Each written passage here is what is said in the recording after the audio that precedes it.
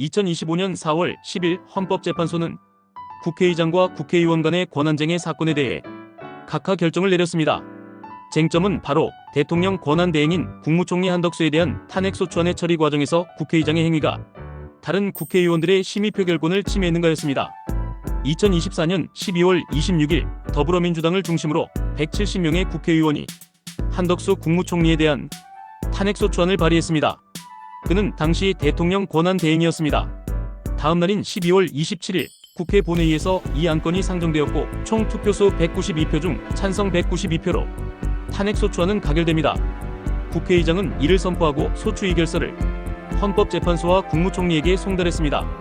이에 국민의힘 소속 국회의원 108명이 우리의 심의 표결권이 침해됐다고 주장하며 권한쟁의 심판을 청구했습니다. 심판의 핵심 쟁점은 두 가지입니다.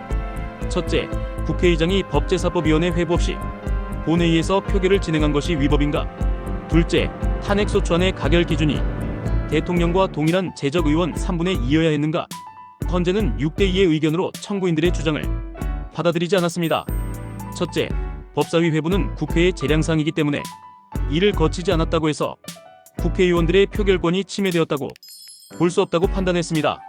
둘째, 국무총리에 대한 탄핵소추는 대통령과 달리 재적의원 과반수 찬성이면 충분하다고 해석했습니다. 국회의장이 의결정 족수에 대해 명확한 법적 해석이 없는 상황에서 일반적인 기준을 적용한 것은 권한남용으로 볼 수 없다는 것이었습니다.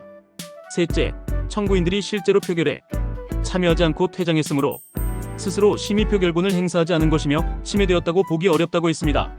하지만 재판관 정영식, 조한창은 반대 의견을 냈습니다. 이들은 의결정 족수 자체가 탄핵 가결의 핵심인데 국회의장이 이에 대해 의견 수렴과 토론도 없이 일방적으로 기준을 정해버린 것은 다수결 원칙과 의회 민주주의의 원리를 침해한 것이라고 강조했습니다.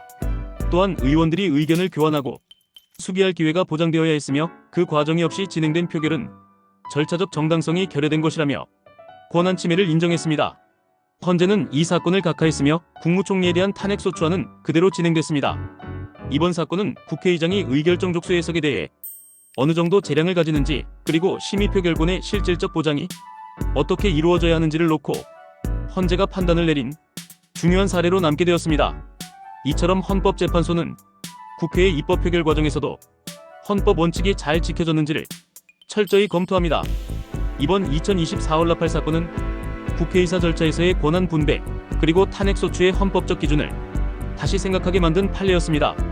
구독, 좋아요는 영상 제작에 큰 힘이 됩니다.